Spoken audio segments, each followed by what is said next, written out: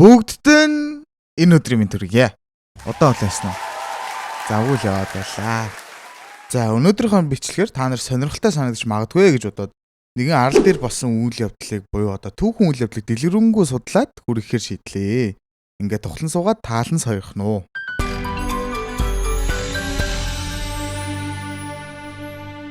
Гарчигнаас хараад орж ирсэн байлгүй дээ тий. Энэ арал бол God Valley буюу бурхны хөндий гэж орчуулагдах энэхүү арал дээр болсон томоохон тулааны талар шүү. За One Piece-ийн анимыг үзэж байгаа байлгүй дээ тийм ээ. Нилээн удаан завсарлаад айгүй сүртэл завсарлага яриад байсан. Тэгээд үр дүнг нь удахгүй мэдэрнэ л гэж найдаад байгаа шүү. За аниме үзэж байгаа бол сүүлийн хэдэн анги дээр яг бурхны хүндэд юу болсон талаар тодорхой гаргадаг. За илүү ойрхон байх болов уу гэд одоо өөрийн мэдэх бүх зүйлсээ үүнд шингээж олон талаас нь холбох гэд бас үзье гэж бодлоо.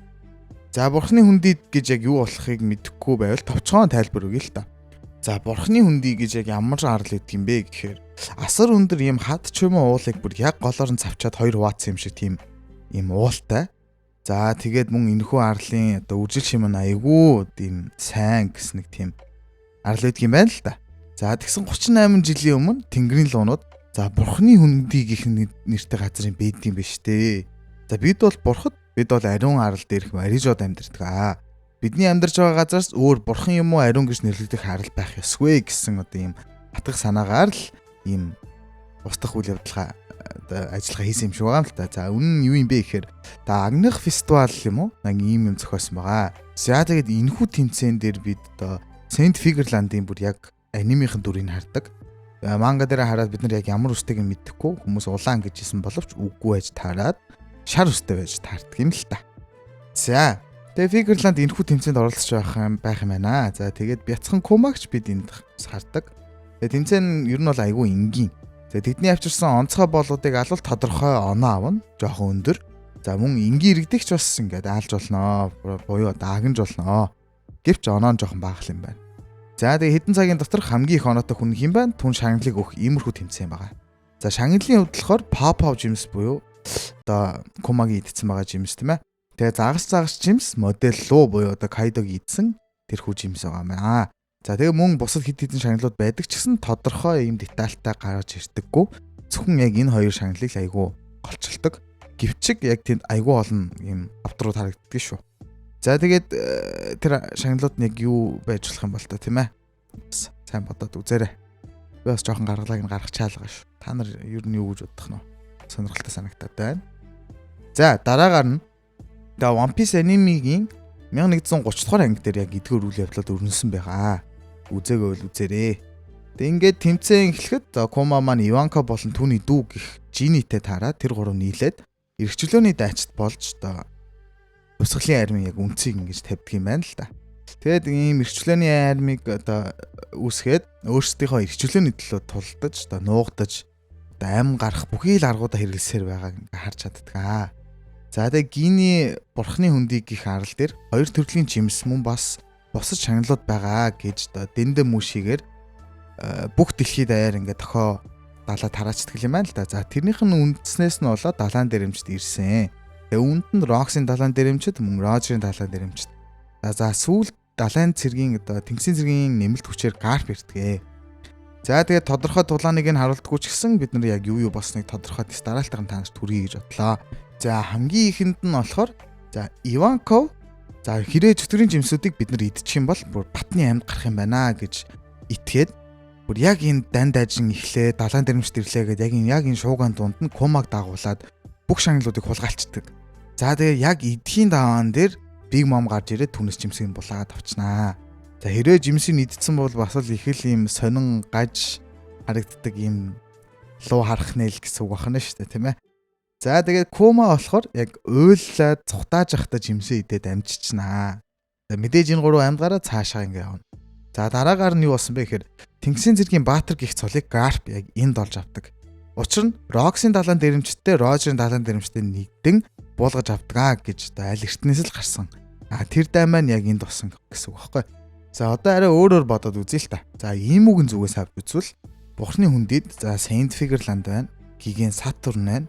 Holy Knights гэх мэт айгүй хүчтэй өөрхөн хүмүүс байсан ч гэсэн тэднээс илүүгээр устгах ёстой гэж хэлж болохоор далаан дэрэмчд бүр зөндөө байгаад байгаа штэ.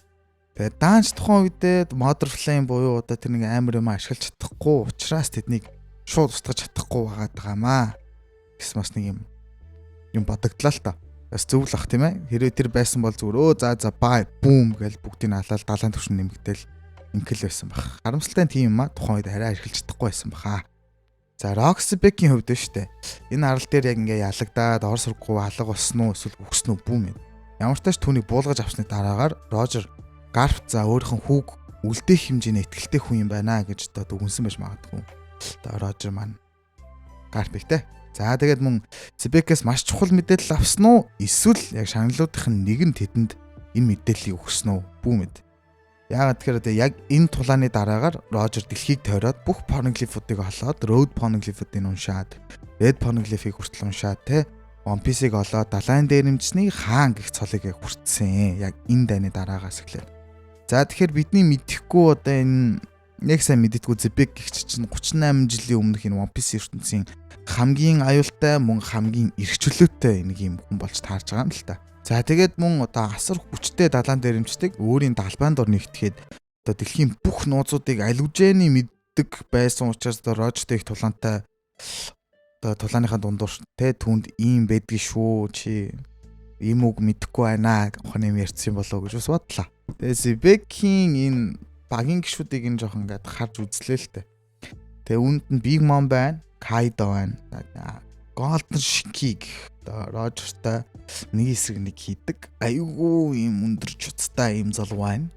Мөн өмнөх Amazon Lily-гийн удирдагч гэх үү. Одоо тийм л юм да те энэ юм байна. Одоо л жоох муу харж байсан. Өмнө бол алж исэн л юм байна да. За мөн согтуу далайн дээрэмчин гэдгээр алдартай нэг ийм хүн байсан юм байна л да. Би нэг бас өөрөө сайн мэдэхгүй юм байна. Тэгсэн тэгээд тэр янз бүрийн уншсан чинь үнэхээр Drunken Pirate гэдгээр айгүй алдартай бас хүчтэй байсан юм байна. За тэгээд яг энэ God Valley-гийн энэ хүү дайн дээрийг өгсөн үү мэдэхгүй. Тэг яг энэ Moria-гийн энэ цэргүүд дунд одоо ийм дайчин байсан. Мөн яг хоёр дагуултайгаа харагдчихсан гэж гарч ирдэг юм. За тэр зургийг би олол яг энэ дээр гаргаад ирье. За. Мөн л юм шиг байна те. За ямар ч тач нэг ийм амар тулаан одоо энэхүү бурхны үндэд бол боссон байна. Үр дүн гэвэл цагаансхал цээжнийхаа томхон сорвийг Saint Figureland-аас авсан. Мөн түүнд бэлтгэсэн байсан одоо шагналыг Roger авч авсан. За ямар шагнал юм бэ гэхээр түүний ихэр хүүгийн өрөөсөн буюу Shanks байсан болоо. За тэгээ Figureland угаасаа төрүүлээд энэ тэмцээнд авраг авахаа мэдчихсэн ч юм уу. Одоо тэгээд таамагласан болохоор түүний хүүг нь бэлтгэсэн байсан ч өөр хүн авсан болж таарах нэ. За тэгээд Roger маань түүнийг аваад өсгсөн байгаа. За Kuma маань Papa жимсээ идсэн. За Rox талан дээрэмчэд бутарч түүхэнд үлдэх томоохон тулаан болж өнгөрсөн ч түүнийг нууцлсан байгаа дэлхийгээс. За тэгээд гэх юм. Дураа. За арай өөрөөр зүг шууд ярьж эхэлнэ. Яадгийг. Юу ярьж байл та. Эцэст нь бол бүхнийг дүгнээд хэлэхэд One Piece-ийн фэнүүдийн хүсэж байгаа нэг тийм дайн байгаа. Энэхүү дайныг бол яг энэ дайны version 2 юм аа гэж хэлэхэд бол аяг буруудахгүй. Мэдээж Luffy бол Roger-ыг төлөөлчихөж байгаа. Хар сахалт Rox Sebek-ийг төлөөлж байгаа. Бас бус айгүй олон шалтгаануудтай. Ер нь бас хар сахалтыг Sebek-ийн одоо нууц дүр мөр гэж их олон ярьж байгаа тийм ээ. За Kobe маань мэдээж маргаангүй Garp-ыг төлөөлнө. Saint Figureland Shamrock буюу одоо Shanks-ийн ихэр нь аавыгаа төлөөлнө. За ийм байдалтайгаар энэхүү God Valley-гийн томоохон дайн болоосоо гэж их л шуугж байгаа харагдана лээ. За бодоод үзвэл бүр яг л адилхан байна л да.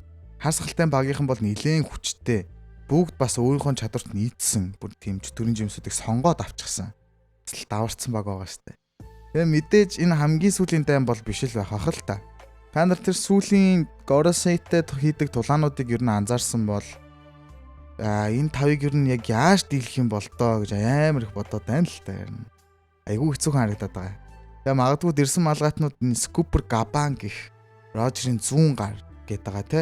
Энэ хүний доор дахиад хэдэн жилийн бэлтгэл хийх юм болоо гэсэн ч бас айгүй олон ийм таамгууд ч юм уу нууц ярианууд за магадгүй шүү гэсэн ярианууд зөндөө гарч илээ. За энэ удаагийн бичлэг маань за энд хүрээд дуусгая гэж бодлоо. Илүү дутуу юм ярих гэсэн боловч бас буруу зөв юм ярихыг үнэхээр хүссэнгүй. Тэгээд таалагдсан гэж найдаа. Дараагийнхаа бичлэгээр тун удахгүй уулзъя. Reddit дээр итгэвтэй байгаарай. Peace.